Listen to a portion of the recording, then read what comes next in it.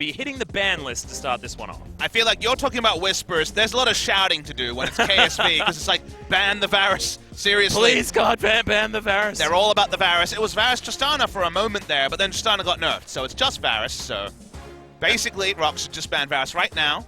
Well, they don't. No, that's not That's a Vel'Koz. That was very, very close to Varus. That's true. I mean, at least it's near it as far as the alphabet. Do we have is 3 concerned. V champions? We do. Oh my God, Varus, Victor, and Vel'Koz. Yeah. All 3. I think there's even an extra one, but I don't quite remember. You put yourself on the spot there. You didn't need to. I did. I just didn't have it. We've got Xayah being banned away, though, on the side of KSV. We'll see whether the Rakan is going to be hit as well. But none of our real solo Rakan players in here. We saw Tucson picking that one up yesterday. That was exciting. But now ROX looking for... Oh, they don't find it again. And they ban Galio against Crown after the nerfs. I don't know what's going on, ROX, but that is not the ban list that we wanted to see. Now, if you'd banned Sion, I would have been behind that. There's a wry smirk from Crown, who showed very clearly that he can't play Galio Yes. at all. But He's like, it's been thank banned. goodness, I hope my team... Oh, no, it doesn't even matter.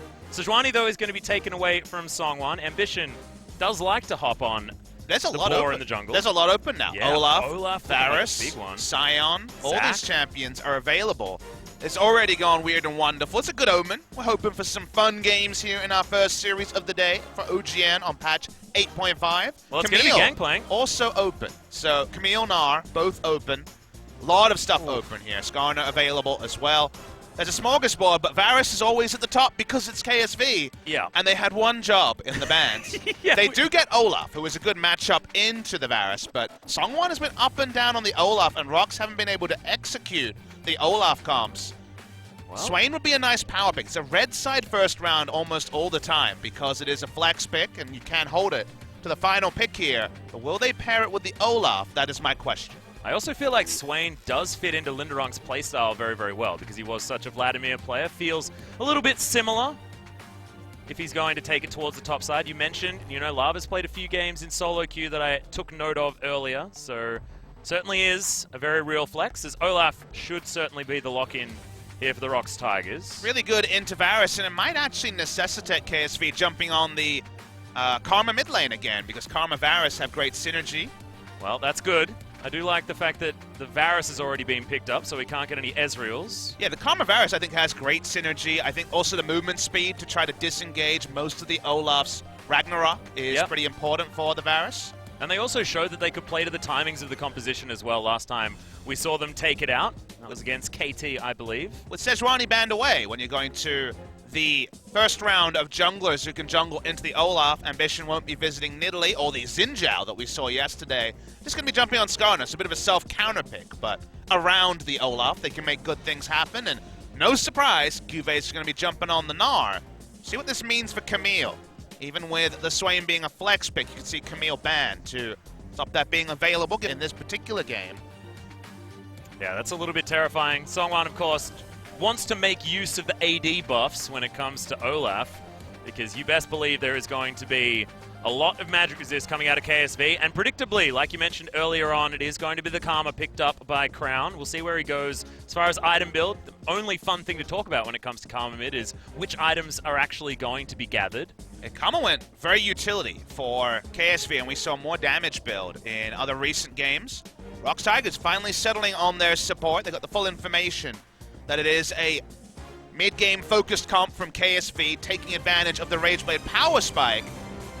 Do notice that it is not even the Starcross lovers, it's just Rakan as a power pick on the side of KSV. They wanted more engage and picked up the Rakan.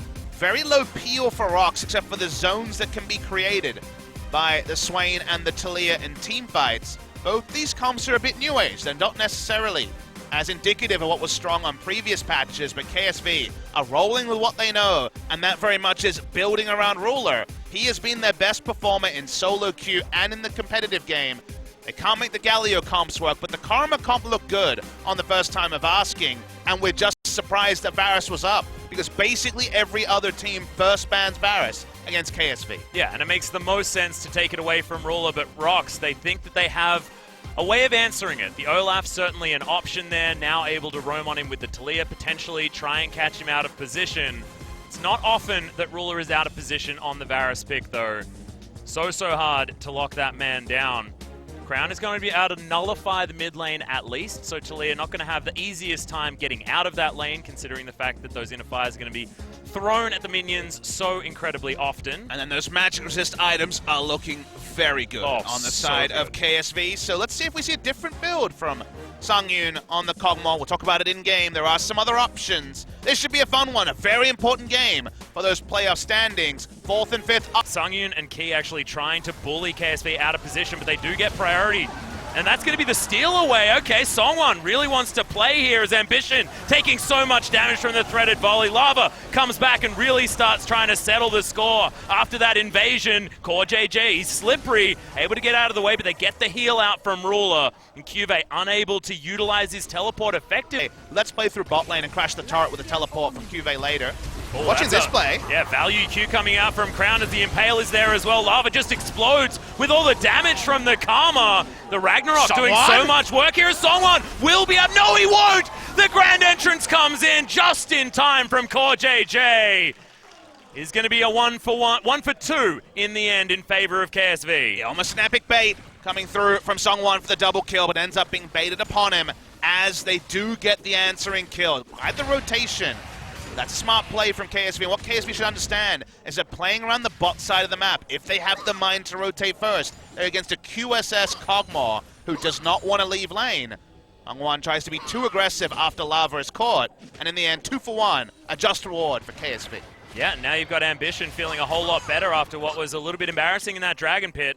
Things feeling so much more on track. Looks like it might be the Spectre's Cowl coming in next, and you have to feel like any sort of magic resist feels brilliant. Understandable pickup. Cuvee already heading towards that way. Not wanting to get anything aggressive, just thinks there's too much value in getting a Spectre's Cowl early. I'm just so excited to skip 5 minutes and see what Sungyun builds. This really is arguments for both. I can sit here and say... Yeah, I like that we still haven't figured it out yet as well with the recurve bow being picked up. As the game goes on, the Infinity Edge Kog'Maw, if you got to the 3 items, would be massively powerful. And Play the Ruin King Rush is powerful too. Watch the replay here, which is all pretty simple, so don't really need to narrate over it, but you do get to see the Olaf buffs in full action. It just does more damage and has more access to his reckless swing. But just going back to the Kog'Maw point, if you go a 3-item build and you lose the game at 2 items, what's on the top side of the map? Cuvee going to do what he can to try and get rid of her, and that's going to be the teleport coming out. Looks like Crown's making his way in. We do get 1 charge, and the minion wave's going to turn up as well, but the teleport's actually coming in to make sure that they can get the work done. Gnar comes out as in comes Key, and Ragnarok down once again. Weaver's Wall's brilliant to get the flash out of Crown, but he's still not going to be able to survive this. Songwon picks up the kill, and now the Never Move lands onto Cuvee. He's trying to kite where he can, but the Demonic Ascension was just sucking his health down. ROX Tigers should be able to grab themselves a turret as well, and this is a big swing. This is something that KSV have been opting into. They're trying to be ready to go, which seems crazy. They got Convergence as well, Papa Smithy. This is a huge spike in power for KSV, and they actually want this fight. The Headbutt Pulverize comes in. If they lose Ruler at the start, it could be a disastrous Linderung. Fantastic positioning with the Demonic Ascension, just getting so much damage across and controlling the space. Cuvee is in trouble as that's the flick back, and Sungyun's going to grab the kill onto Ruler. It's all falling apart for KSV, who have to get out of there. Mantra Q's doing work as Songwon's looking for Ambition. They get the pullback as the Nevermoon is going to register onto Ambition. And Lava just controlling the rest of this fight. ROX, they only get 1 pick, and they're going to trade it for their support as well. So infrequently do you get a flank teleport less than 20 minutes into the game with mid lane turrets still up. That's what happened, and Ruler was exposed, and they need Ruler to carry these fights. They're trying to go for a pick, though, a 2nd kill. Yeah, Grand Entrance is actually going to come down as the Ragnarok was held onto for a very long time. That's just not enough. I think it just came off cool. Themselves to be flanked by the Swain again. Yeah. Looks like Lava going for Morellonomicon as his next item. Lots of magic resist already built up though, and that's a Wit's End on the way for Sungyun. So Key is actually going to find out Cuvee here, who flashes out of the way of the seismic shove. ROX Tigers will be happy to not get flash nard for the next few minutes, so that feels pretty good. Certainly some question marks as far as how this late game's going to look. Healing reduction already opted into. Going to cut them off. So much damage is being done to this Baron. It should actually be taken down. But can KSV find anything? Core JJ gets a huge shield, but he's still going to fall. The Never Move lands onto Cube, and he's going to die once again. And Ruler trying to get forward. The Inspire is doing some work, but Linderung just playing zone control with his ultimate. ROX Tigers just steal away a Baron. And they just keep moving the battlefield away from places that KSV expect. KSV thought they would be controlling the pace of this game, especially when they saw a QSS Kog'Maw in the early game. But with a nice flanking teleport and then a great Baron decision, watching the replay, I believe they spotted Ambition recalling and said, well, let's start the Baron. Weaver's Wall started things off. The Baron was confirmed. And from there, there's just no ability to get value out because it's 4v5. Yeah. Double Adaptive Helm. Can KSV get the fair 5v5? No backdoors, nothing else allowed. They want the honorable 5v5. But ROX not interested in honor. Yep, Weaver's Wall is going to come down. It's a 1v1 at the top of your screen, but look at the massive 4v4 fight. Demonic Ascension is getting so much work done as Cube has to crush his way out of the battle. Ambition is fast, and it's the 1v1 actually just called a stalemate by the mid laners. The one pick onto Ruler is exactly what ROX wanted. And Lava Cup Crown out, and Crown is needed for the AoE shields. He's got the Death Cap and also the Ardent Sensor, which synergizes so well with Cube, with Ambition, with Ruler. None of it was there. It's going to be a 3-second Baron to the side of ROX. Yeah, and Lava was in the fight in the 4v4 as well because he got... Rewrite it on 8.5. Great Weaver's Wall again. Yeah, once again. And the Never Move, it lands, they register it, and Ambition has to flash to get out of the way. Buys him enough time to grab that tower. And now the inhibitor should go down as well. It's feeling pretty elementary. They certainly do match as the Infernal Drake is going to go down to KSV.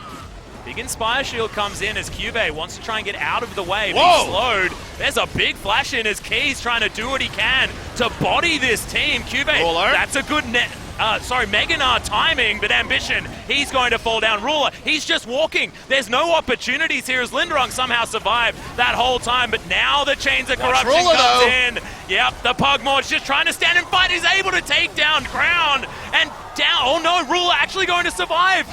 And Lava's trying to do it. He is going to find it. Threaded Volley's going to be enough, but man, that was closer than I expected. So back and forth between these teams, but in the end, it is going to be the ace, and that should be the game. That was the ROX Tigers. Where if it was an even one, they would have been able to get over the line. Ruler got a lot of damage out of them, but it's not an even game. ROX Tigers had outplayed them for 32 minutes, and they will win game one. Yeah, it was so close for Ruler. We thought that maybe he'd be able to get the magic in there, but nope, not to be the case, and ROX Tigers, they want a 2-0 today. This is the best way to start it off against our world champions in KSV. ROX Tigers severely outplaying KSV on the day. When they lost to SKT last week, you didn't think too much of it. Looked like SKT were reinvigorated. This is a ROX team that since 8.4 has only beaten Kongnu Monster. They come in, they've got a great game plan. They look at the enemy game plan, which was the easier to execute. It was the one they've already shown they can play. And they just completely answer. It's like they had the checklist, the answer key to what KSV wanted to do. And KSV, probably after the draft phase, said, well, we won the draft, we're ready to go, mid-game's all ours. It didn't work out that way at all. They were never able to combine their powers. They were the Power Rangers, they could never make any sort of combination, and that was a big problem for them. They look a bit dumbfounded. It's still KSV.